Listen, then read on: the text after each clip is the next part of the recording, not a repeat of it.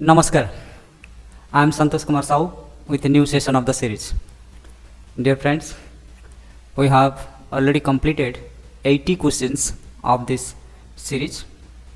So, today we will see from the next question, that is question number 81.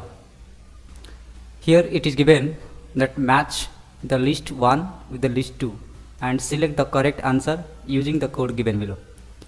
In list 1 it is given the tikas and in list 2 it is given the name of writers. Clear? So यहाँ पे आप अगर टीका देखेंगे तत्व वैशारदी, योगवार्तिका, Maniprabha and योग सुधाकर. इस तरफ अगर देखेंगे रामानंद यति, वाचस्पति मिश्र, सदाशिवेंद्र सरस्वती, विज्ञान भिक्षु. आप ये बहुत सारे जो टीका है ये योगा टेक्स्ट सब है और इसका कौन टीका कौन लिखा है इसको आपको मैच करना है. पहले देखिए तत्व वैशारदी. तत्व वैशारदी कौन लिखा है? उन्होंने लिखा है वाचस्पति मिश्र. क्लियर? देन योगवार्तिका. योगवार्तिका कौन लिखा है? विज्ञान भिक्षु. क्लियर? देन मणिप्रभा. मणिप्रभा कौन लिखा है? रामानंद यति. देन नेक्स्ट योग सुधाकर, सदाशिवेंद्र सरस्वती. क्लियर? तो इसका आंसर होगा A2, B4, C1 and D3. A2, B4, C1, D3. Option number 2. This is the right answer. Clear? आप अगर योगा की टेक्स्ट के बारे में भी आपको जानकारी होना चाहिए कि कौन सा टेक्स्ट किसके द्वारा लिखा गया है, कौन सा भाष्य किसके द्वारा लिखा गया है. क्लियर? सो इससे पता चलेगा ये आंसर. नहीं तो यहाँ ये ऐसा कोई कहीं लिखा नहीं है, ऐसा किताब आपको नहीं मिलेगा कि जो ये किताब ये लिखा है वो किताब वो लिखा है. टेक्स्ट के बारे में आपको अक्वेंटेड होना पड़ेगा. क्लियर? ज़्यादातर टेक्स्ट को आपको पढ़ना पड़ेगा तभी ये आइडिया आ जाएगा और आंसर आसानी से कर सकते हैं. तो हम देखेंगे नेक्स्ट क्वेश्चन, क्वेश्चन नंबर 82. यहाँ भी मैच करने के लिए दिया गया है लिस्ट 1 और लिस्ट 2. एक तरफ आपको अभ्यास दिया गया है, दूसरी तरफ उसका परिणाम दिया गया है. प्रैक्टिस एक तरफ दिया गया है, दूसरी तरफ आपको रिजल्ट दिया गया है. कौन सा प्रैक्टिस में क्या रिजल्ट हो सकता है. क्लियर? यहाँ पे प्रैक्टिस में क्या क्या दिया गया है? अपर वैराग्य, क्रिया योग, पर वैराग्य, असंप्रज्ञात समाधि. रिजल्ट में क्या दिया गया है? असंप्रज्ञात समाधि, कैवल्य, क्लेशतनु कर्ण, संप्रज्ञात समाधि. पहले तो यहाँ पे जो दिया गया है क्रिया योग तो सबको पता है, वो बहुत इजी है. क्रिया योग का रिजल्ट क्या होगा? समाधि भावनार्थ, क्लेशतनु करणार्थ. करणार्थ मीन्स रिड्यूसेस द क्लेशर्स. यहाँ पे दिया गया है क्लेशतनु कर्ण. ये सिर्फ ये ही अकेला जो इजी लग रहा है, सहज लग रहा है, बाकी थोड़ा सा डिफिकल्ट है. क्लियर? आप अगर पढ़े हैं सही ढंग से तो बाकी आराम से कर पाएंगे. डायरेक्ट क्वेश्चन नहीं है, बहुत ही इनडायरेक्ट क्वेश्चन दिया गया है. क्लियर?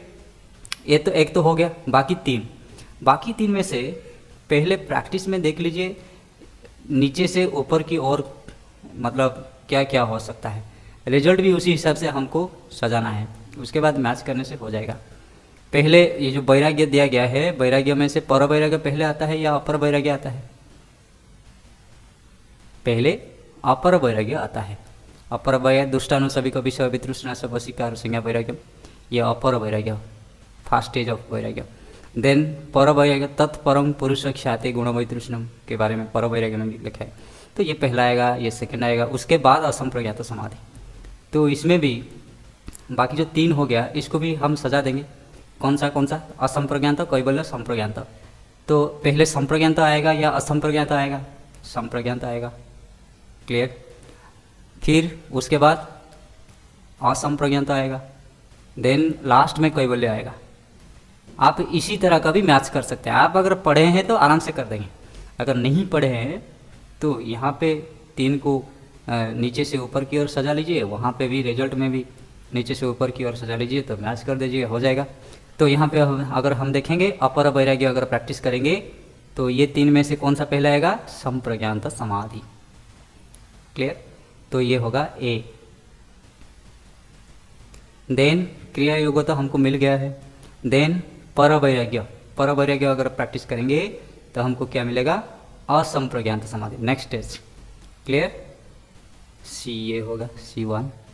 देन असंप्रज्ञात समाधि अगर अभ्यास करेंगे फिर आपको लास्ट में कैवल्य मिलेगा।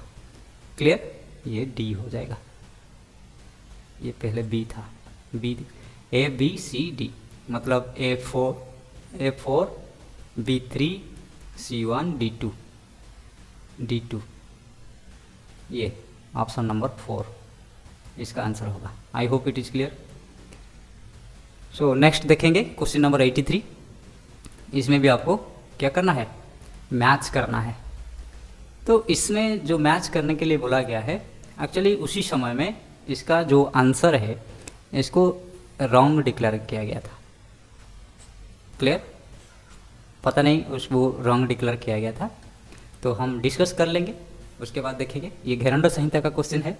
ध्यान योग कैसे, किसके द्वारा मिलता है, ध्यान योग संभवी के द्वारा।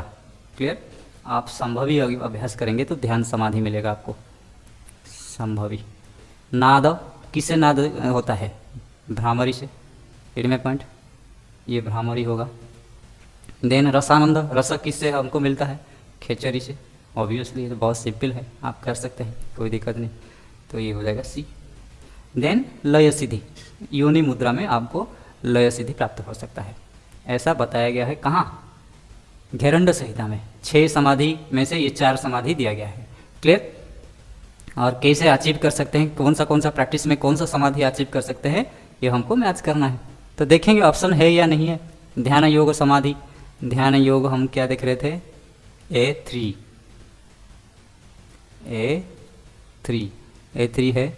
है तो नाद योग समाधि B4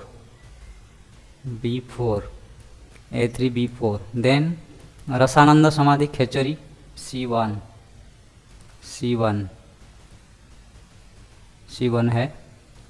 देन लय योनि 2। एक्चुअली इसका आंसर ये होना चाहिए था, लेकिन रॉन्ग डिक्लेयर किया गया है। ये एक्चुअली क्या होता है कि ये क्वेश्चन पहले से भी एक बार दिया था, उसको भी रॉन्ग डिक्लेयर किया गया था, उसमें ऑप्शन क्या गड़बड़ी था, लेकिन यहाँ पे ऑप्शन तो सही है। कभी कभी कुछ पब्लिकेशन का बुक जो है, किताब जो है, इसमें थोड़ा इसका सीक्वेंस और इसका सीक्वेंस में थोड़ा सा गड़बड़ी है, इसीलिए शायद कोई उसको कंप्लेन किया होगा, इसीलिए उसी हिसाब से क्वेश्चन को रॉन्ग डिक्लेयर। जो भी हो, आपको आंसर पता चलना चाहिए कि प्रैक्टिस में कौन सा समाधि मिलना चाहिए। I hope it is clear. Then we will see the next question, that is question number 84। ये आया है, कहाँ से आया है, ये साइकोलॉजी से आया है। सो इसमें लिस्ट 1 लिस्ट 2 आपको मैच करना है। तो एंडरसन का थ्योरी क्या है, एंडरसन का थ्योरी है थ्योरी ऑफ इंटेलिजेंस। क्लियर, ये है A। देन गार्डनर का क्या है, गार्डनर का थ्योरी ऑफ मल्टीपल इंटेलिजेंस, ये होगा B। देन स्टर्नबर्ग का क्या है, स्टर्नबर्ग का यह है ट्रेसिक थ्योरी ऑफ इंटेलिजेंस। देन सेसी का क्या है, biological theory of intelligence, D। तो इसका आंसर क्या होगा,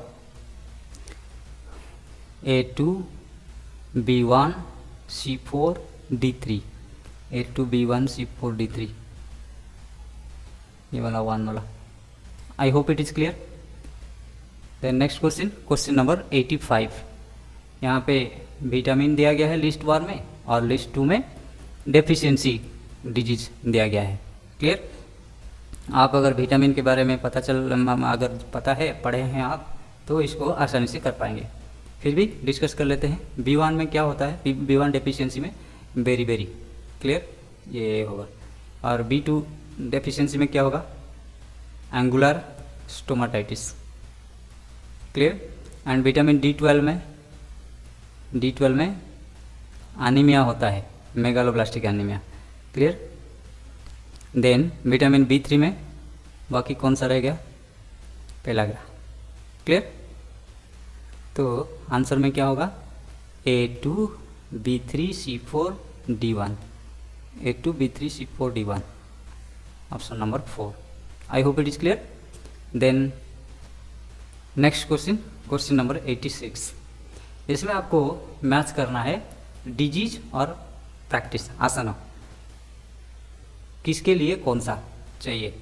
क्लियर, आपको पता चल जाएगा। इसलिए ये जो पिक्चर दे दिया हूँ इधर, ओबेसिटी, इसमें से देखिए कौन सा प्रैक्टिस करने से आपको ओबेसिटी ठीक मतलब के लिए मदद कर सकता है। ये करेगा क्या, ओबेसिटी के लिए सब मदद करेगा, ओबेसिटी को छोड़ दीजिए बाकी देखेंगे। सर्वाइकल स्पॉन्डिलोसिस, ये वाला bhujangasana. Clear, bhujangasana, cervical spondylosis. B, diabetes, diabetes किसके मतलब कहाँ पे गड़बड़ी होता है, पानक्रिया, तो ये ट्विस्टिंग पोस्चर चाहिए डायबिटीज़ को हर समय में, आपको ये ध्यान रखना चाहिए। अर्धमस्तिष्कासन। क्लियर, तो ये सी होगा, ये हो गया, ये हो गया। देन प्रेगनेंसी, प्रेगनेंसी में तितली आसन, बटरफ्लाई। क्लियर, ये हो गया। तो बाकी ओबेसिटी में जो हो गया, नौकासन करेंगे तो थोड़ा पेट में थोड़ा जो हमारा फैट है उसको बर्न करेगा। क्लियर, तो ये हो जाएगा ओबेसिटी में। ओबेसिटी के लिए आप रिगोरस प्रैक्टिस करेंगे, कोई भी आसन आपको आप कर सकते हैं, इसीलिए ओबेसिटी की बाद में छोड़ दिया था।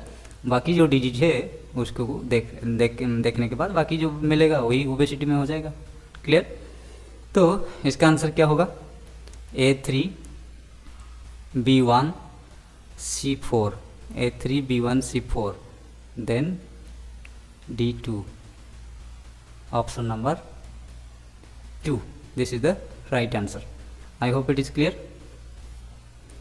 Then next we will see question number 87. It is given that match list 1 with list 2 according to हठ प्रतिपिका। हठ प्रतिपिका का रेफरेंस दिया गया है, उसी हिसाब से आपको मैच करना है। इधर षटक्रिया जो है षटकर्म का प्रैक्टिसेस दिया गया है, उधर कुछ डिजीज का नाम दिया गया है, कौन सा प्रैक्टिस कौन सा डिजीज के लिए है। सो आप देखेंगे, पहले देखेंगे नेति, नेति में कौन सा डिजीज, आपको संस्कृत और इंग्लिश दोनों को याद रखना है। तो यहाँ पे देखिए, वहाँ पे सिर्फ संस्कृत दिया गया है, तो अगर आप इंग्लिश सिर्फ याद रखेंगे तो संस्कृत नहीं कर पाएंगे, दोनों को याद रखना है। आप जब पढ़ेंगे किताब, हर किताब का संस्कृत टर्म को भी थोड़ा बहुत आपको याद कर देना है।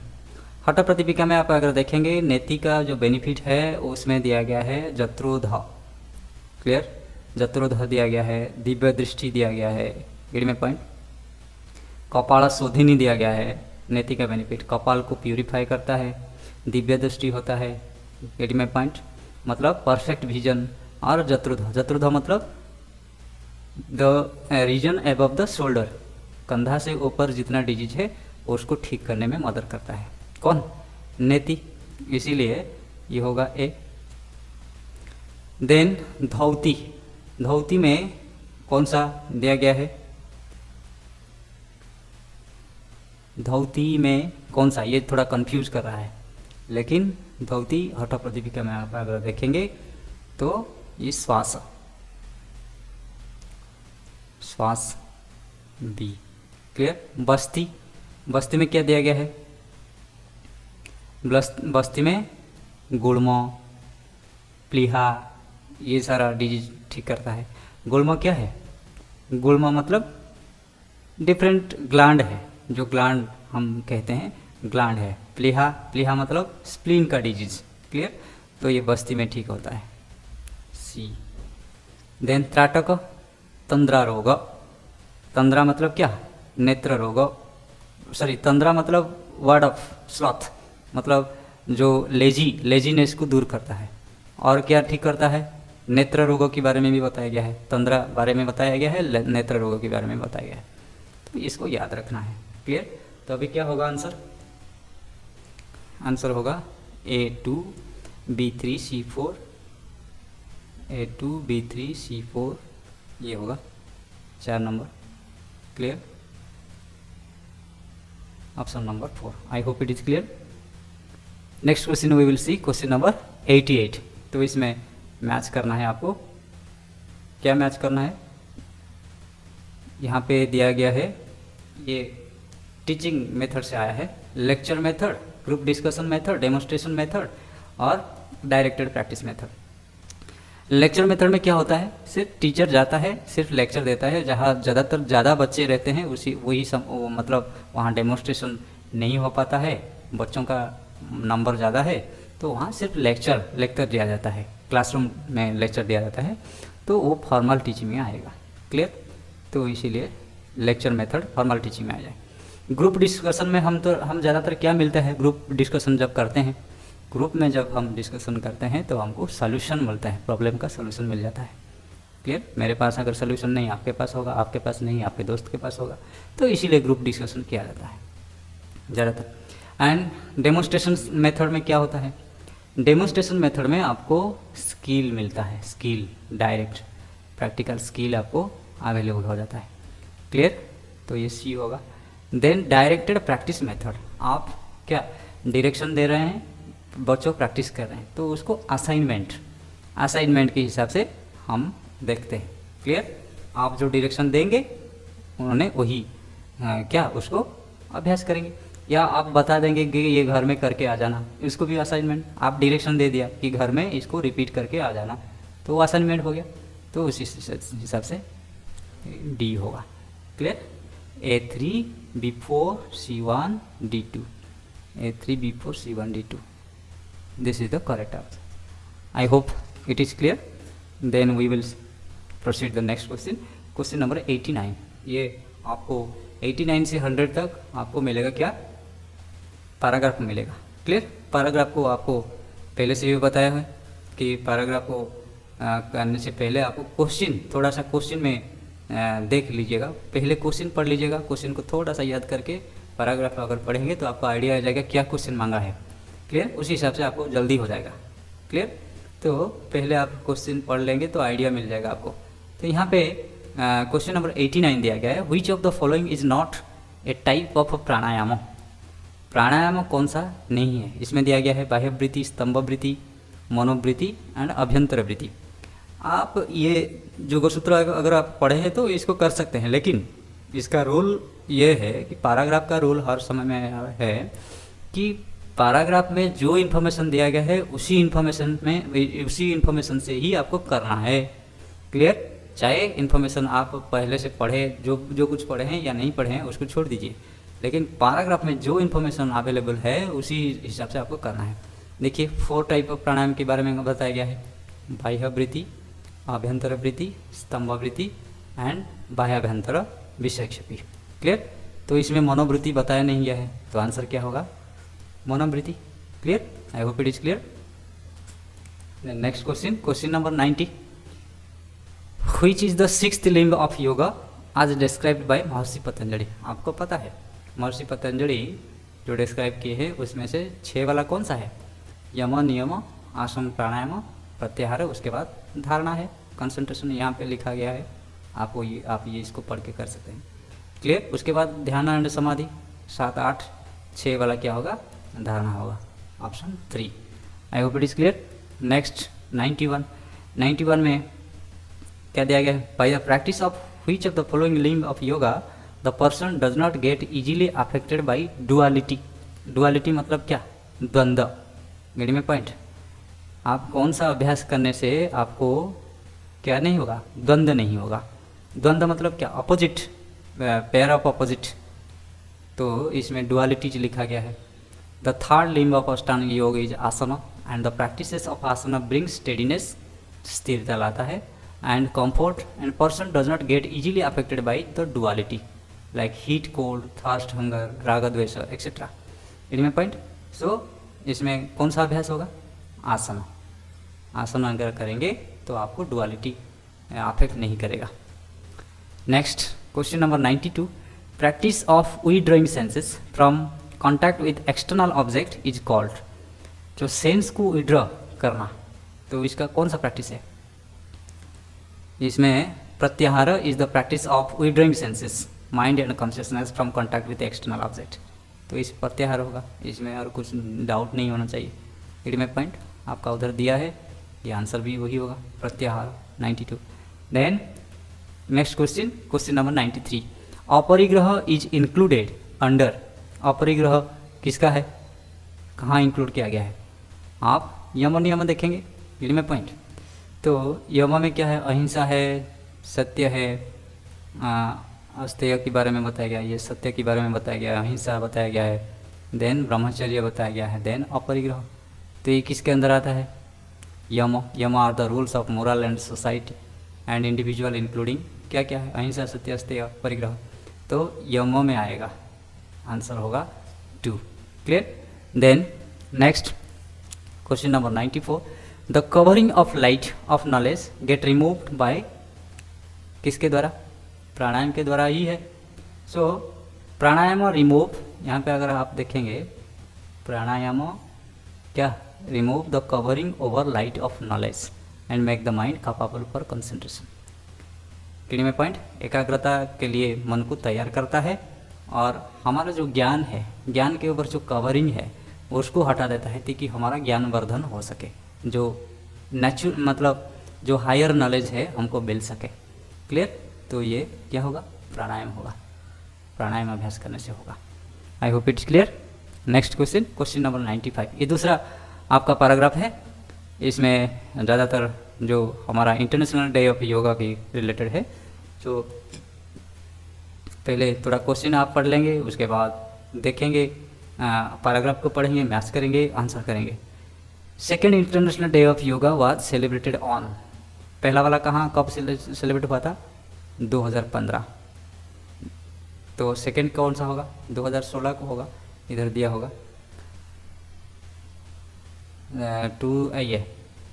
The second international day of yoga was organised on 21 June 2016।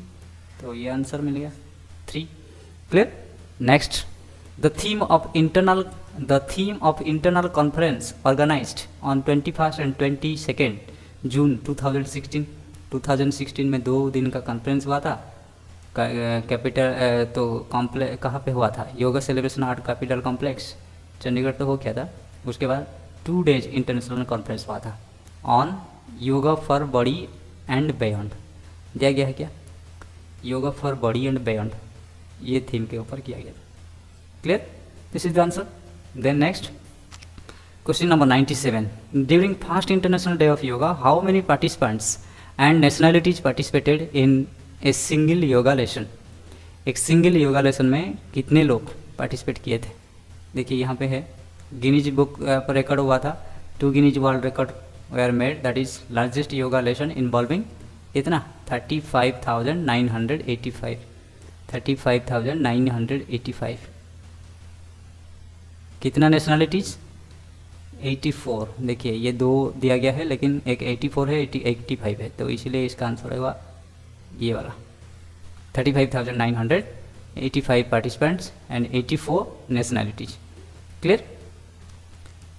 Then देखेंगे question number 98, 193 member UNGA approved the proposal to establish 21 June as International Day of Yoga on, कब उन्होंने एक्सेप्ट किए, मतलब प्रपोजल दिए थे, ऑन December 11, 2014 193 मेंबर approve the proposal. Clear. So क्या होगा, December 11, 2014, December 11, 2014, option number 4। Clear.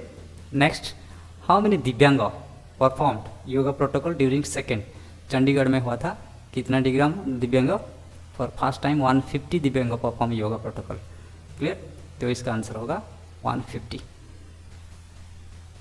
Then the last question, that is question number 100, yoga does not embody unity of, क्या है, तो ये इसका आंसर कहाँ दिया गया है, यहाँ पे, yoga embodies unity of mind and body, thought and action. Mind and body does not दिया गया है, इसलिए जो नहीं है उसको हम चूज करेंगे। ये यहाँ पे डिस्कस किया गया, माइंड बॉडी दिया गया, डिस्कशन किया गया mind and body. Clear. Then thought and action ये डिस्कस किया गया है। Then restraint and fulfilment, harmony between man and nature के बारे में बताया गया है। रिस्ट्रेंट फुलफिलमेंट नहीं दिया गया, मैन नेचर के बारे में बताया गया है। एंड थॉट एंड ड्रीम के बारे में नहीं, मतलब एम्बडी does not embody unity of, ये आंसर होगा थॉट एंड ड्रीम। थॉट और ड्रीम को तो बंद करने के लिए, कम करने के लिए योगा में बताया गया है। क्लियर? तो इसका इम्यूनिटी नहीं हो सकता है। So I hope it is clear. तो आप सभी को बहुत बहुत धन्यवाद, इतना पेशेंट के साथ आप अभी तक हमको सुने हैं। तो आप अगर फेसबुक में देख रहे हैं तो ज़रूर फॉलो कीजिए, लाइक कीजिए हमारा पेज को। और यूट्यूब में देख रहे हैं, अभी तक सब्सक्राइब नहीं किए हैं, ज़रूर सब्सक्राइब कीजिए, लाइक कीजिए, दोस्तों के साथ शेयर कीजिए, और कुछ डाउट है तो कमेंट ज़रूर कीजिए। बहुत बहुत धन्यवाद।